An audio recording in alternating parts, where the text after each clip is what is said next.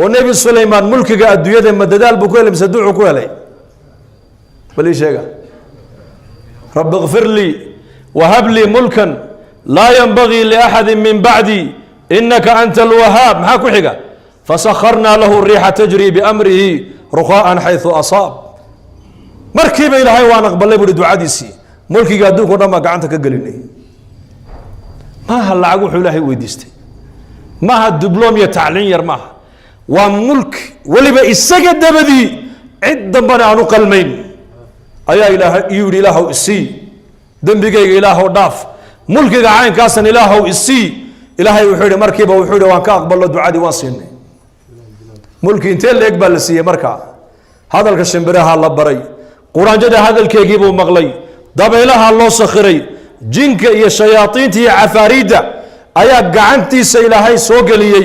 وأمركي سي بدها انتي كو قلان جواهر تهدامن كي وصو ساريين أقلد ودسيين ودوين كي سمينيين وحلي وحو أبهضور النبي سليمان جنك يا شياطين تودرايي وحلي وحا شنبري هوض الدولو دنا كوركي سيدا أسعون جرين وحشر لسليمان جنوده من الجن والإنس والطير فهم يوزعون حتى إذا أتوا على وادي النمل قالت نملة يا أيها النمل ادخلوا مساكنكم لا يحطمنكم سليمان وجنوده وهم لا يشعرون فتبسم ضاحكا من قولها وقال ربي أوزعني أن أشكر نعمتك التي أنعمت علي وعلى والدي وأن أعمل صالحا ترضاه وأدخلني برحمتك في عبادك الصالحين وأكد عيس دعاداس ملكي عالم كودن إلهي انتو السوق هذي أي إلهي النبي سليمان قعنتك قليي بلا شروط واحد شروط لكم حدين مرقاسا إلهي هذا عطاؤنا تنوى الضيق ضيدي فمن أو أمسك بغير حساب هذا دونت قال ليسو وعدا دونت كو قال ليسو أو سي هذا دونت حيسب اللي وأحمد لقى ويدين ما يتن لقوا بحساب ما يبتن وأدويو لكن قصة النبي إبراهيم عليه السلام لقيسو والنبي إبراهيم وخليلك إلهي جل وعلا ولب دعوة امتحان بوصو مري مركو ويديست إلهي جل وعلا إن لو زياديو إيمان كيسا إن معرفة ربك أي أكرر مركو ويديستي وإذ قال إبراهيم رب أرني كيف تحيي الموتى قال أولم تؤمن قال بلى ولكن ليطمئن قلبي محاكو حكته قال فخذ 4 من الطير شروط يالهر يسقى أفر شمبرو الله كالي بالقويد هدا دونيس إيمان كنا كو زيادين معرفة ربك إني كو كرد هدا دونيس أفر شمبرو تسوقبو مستعدون ديار موتين دي يا هل كانوا السعوديات فهمتين سوما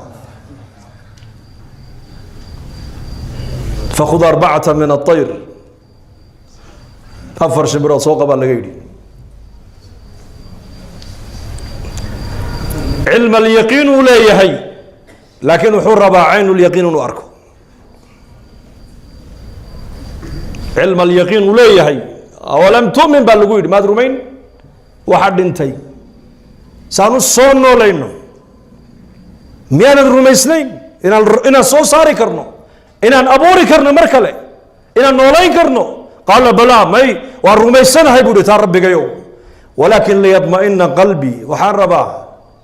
إن قلبي جي إيمانك يا معرفة ذاته أي سيب يدكتو من درجة علم اليقين إلى درجة عين اليقين إلى أركان ربابا شيء الله سمينا إلى أركان ربا وهذا أفر شمبر الله كالي بالغو يدي وشرط قاس وده الدأوين ولي بأفر شمبرود ولي بنسكن نوع هاي بعلماء يدادين أو كلا نوع ومد والب ودن جونية ميل جونية لقى سوق بنايو وده الدأوين سوق بشديدو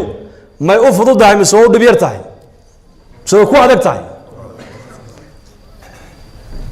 محل لو شيء قصدنا حكمنا قرآن الله هنا فهمسي قرآن وين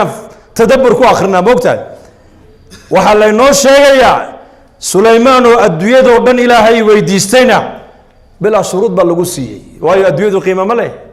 laakiin ibraahim wax qiimo luna weydiistay ka dhigan tahay shuruud baa ku xidhnay isaga diintu qiimay leedahay shayga qiimaha leh waxaa lagu gartaa markaad adigu aad waxa qiimaha agtaada la aad gashatid oday baa inankiisu ku yidhi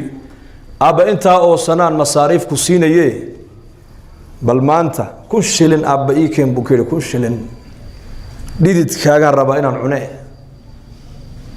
ku yaroo ciyaal magaalo weligii shaqo aan arkin aqalka hooyadii un ku koray oo dhinaca baan u dhaafin markaasuu u tagay baa la yidhi hooyadii buu ku yidhi hooya 1,000 shilin siiyo maxaad ka dhigayo anaa u baahan hooyeysii way siisay odaygii aabihii buu u geeyey intuu nin lacagta soo shaqeeyay iska dhigay buu yidhi aabbo waatan lacagtii hoo uu ka qaado dab hortiisa ka baxayay buu 1,000 shilin ku tuuray odaygii markaasuu weliba inankiisiiba hoosta ka yar eego saasuu eegay markaasuu haddana 10 maalmood kadib buu ka yidhi bal beri toolana waan 1,000 shilin aabba waan kaa rabaa fariid baaba tahay adigu ye shaqadaaba taqaanaa 1,000 shilin ii keen hooyadii unbuu ku yari wareego hooyo lacag isiiyo maxaad ka dhigay abaan way siisay hooyo moogta hooyo macaan uu keeno